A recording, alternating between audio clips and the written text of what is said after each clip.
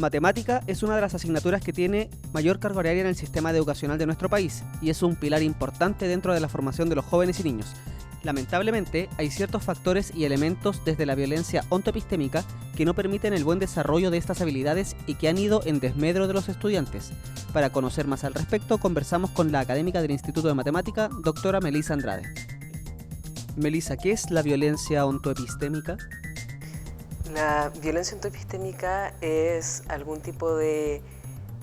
exclusión o opresión que están viviendo ciertos grupos, particularmente en educación matemática, producto de la matemática. Por ejemplo, a nivel escolar es cómo se decide qué matemática enseñar, qué matemática se torna válida para enseñar y cómo ciertas prácticas culturales, personales, las individualidades de las personas se ven coartadas producto de tener que someterse a otro tipo de prácticas que no son propias de su cultura. Particularmente se ha visto en evidencias de investigaciones como grupos de poblaciones que han sido históricamente marginadas y segregadas del conocimiento han tenido que sufrir este tipo de opresión dentro del aula de matemáticas. ¿Y qué elementos se pueden tener en consideración entonces para realizar este tipo de estudios o análisis? Sí, hay que tener en cuenta que el tipo de violencias ontoepistémicas implican no tan solo violencias epistémicas, por ejemplo, del conocimiento, qué conocimiento se reconoce válido, sino también cómo validar ese conocimiento afecta en la construcción de identidad y en la apropiación de ciertas prácticas o reconocimiento social de algunas personas. Entonces, particularmente en matemáticas, es cómo a través del conocimiento matemático que demuestra una persona puede ser validada o invalidada en la sociedad. ¿Qué elementos? Por ejemplo, elementos del tipo cuáles son las características que nos hacen diferentes y cómo nos reconocemos pertenecientes a un grupo, cómo esas características nos pueden aportar o nos pueden ayudar a entender cuáles son las prácticas de aula o cuáles son ciertos elementos en el aula de matemáticas que están generando este tipo de opresiones. También, de cierta forma, ayuda a tratar de entender cómo flexibilizar la enseñanza, cómo hacer problemas de matemáticas que sean lo suficientemente amplios para no generar estas segregaciones dentro del aula de matemáticas. ¿Y cómo se relaciona todo esto con la investigación que tú realizas? Sí, mi investigación es bastante particular en el campo. Yo trabajo en una línea que se llama Estudios Sociopolíticos en Educación Matemática y lo que intentamos hacer es explorar o cuestionar ciertas narrativas dominantes, cómo la matemática se asocia al coeficiente intelectual de una persona. Entonces, mientras más conocimiento en matemática demuestra, mayor es su coeficiente intelectual o más inteligente es o más productivo va a ser para la sociedad. Sin embargo, ese tipo de narrativas dominantes surgen producto de aproximaciones desde modelos matemáticos, particularmente análisis estadísticos, por ejemplo, para tomar decisiones. Entonces surgen, por ejemplo, correlaciones desde la OCDE sobre características que hacen que ciertas personas tengan bajo desempeño en matemáticas. Y esas características, esos factores de riesgo se correlacionan con características que son individuales de cada persona. Por ejemplo, condición migratoria, género, nivel socioeconómico, si se criaron en una familia uniparental o si tuvieron otro tipo de aproximación, nivel de escolaridad de los padres, etc. Y lo que yo estoy intentando hacer es aproximarme mediante ciencia de datos, particularmente Machine Learning, en tratar de entender cómo podemos leer los datos de otra forma para evitar diseñar políticas educativas que respondan solamente a la norma, solamente a este estudiante estandarizado o a la toma de datos estandarizada que hasta el momento, que ha sido la aproximación en educación, está generando y ampliando las brechas que hay entre las individualidades de las personas. Entonces, quien es exitoso termina siendo el hombre que viene de un nivel socioeconómico medio alto, que no ha repetido un grado, que está en un contexto urbano en su educación, que no ha repetido un grado, y esas son correlaciones que hace la OCDE, por ejemplo, para calcular cuál es la probabilidad de que una persona tenga buen o mal desempeño en matemáticas. Melissa, ¿y qué datos han obtenido hasta el momento entonces? Sí, mira, la forma en la que tomamos datos es analizando reportes de transnacionales como UNESCO, OCDE, cuando se refieren a ciertas características del profesor efectivo, por ejemplo, y empiezan a delinear quién es el estudiante deseado. Hacemos muchos contrastes, como hacemos análisis de discurso, hacemos muchos contrastes en lo que se espera y por ende lo que se teme. Y puntualizamos particularmente en quiénes son estas otras personas no deseadas dentro del aula de matemáticas. También analizamos textos escolares,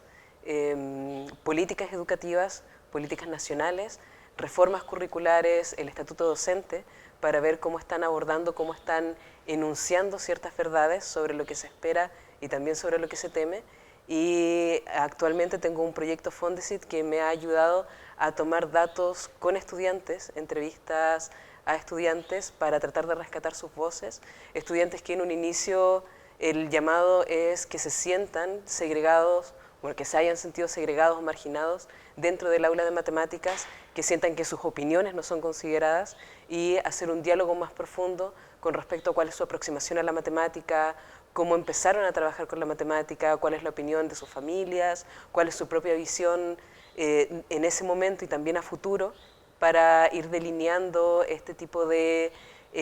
opresiones, quizá explicar cómo las segregaciones van penetrando en la identidad de personas que no se reconocen como productoras de conocimiento porque han sido invalidados en algún momento de su vida en educación matemáticas, y también conversamos directamente con quienes hacen clases de matemáticas para tratar de entender cómo están enunciando sus clases y de cierta forma produciendo, reproduciendo estas verdades que han sido sistemáticas en un contexto histórico, al menos en Chile. Y el procesamiento de datos se utiliza, o al menos la forma en la que yo lo hago, es aproximándome lo más posible a un análisis mucho más profundo de esta gran cantidad de datos, y utilizo el procesamiento en RStudio, basándome en técnicas de Machine Learning. Y de esa forma podemos obtener grafos, por ejemplo, que nos ayudan a entender cuáles son ciertas sensaciones en el aula, ciertos tipos de exclusiones, y ver con qué grupos se están relacionando y tratar de explicar por qué se relacionan de esa forma. Entrando en el área educacional, ¿cómo las nuevas políticas abordan este problema? Sí, las nuevas políticas no las abordan. Las nuevas políticas lo que hacen es tratar de entender cuáles son las características que están, o qué elementos finalmente son los que están generando brechas. Entonces, por ejemplo, se hacen proyecciones como el género, al parecer, es una de los elementos que está generando esas brechas. Entonces, ¿cómo atendemos el género? Entonces se generan proyectos, por ejemplo, que tengan foco en estudios de género y tratar de incorporar de mejor forma a las mujeres dentro de la práctica matemática, pero no atienden el problema de los efectos históricos que ha tenido la marginalización de las mujeres dentro de la producción de conocimiento matemático, y cómo entonces futuras generaciones se pueden reconocer a sí mismas como parte del campo de conocimiento de la matemática. Hay muchos prejuicios, por ejemplo, que se van reproduciendo mediante narrativas dominantes, que no necesariamente es lo que abordan las políticas educativas. Las políticas educativas se centran en tratar de entender cuáles son las características, atienden a una fotografía de cómo estaban estudiantes en un determinado momento de su vida al enfrentarse a una evaluación estandarizada, y no ven la historia completa del estudiante, no ven el tipo de construcción de identidad ligada a lo ontológico que tiene esa persona, y cómo el mismo proceso de enfrentarse a la matemática termina determinando si la escuela va a validar su conocimiento o lo va a invalidar.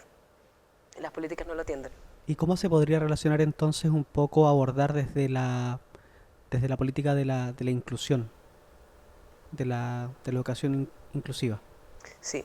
el enfoque inclusivo hasta el momento que hay actualmente en las políticas educativas tiende más a una integración, porque por ejemplo hay proyectos de integración educativa en los establecimientos donde se aceptan a estudiantes con diferentes condiciones, somos diferentes, y hay un porcentaje de esos estudiantes que se segregan en el sentido de que tienen adaptaciones en las evaluaciones, adaptaciones en la enseñanza y en algunos casos tienen que salir del aula para tener su clase de matemáticas en otro contexto con apoyo directo de educadores diferenciales, por ejemplo. Pero en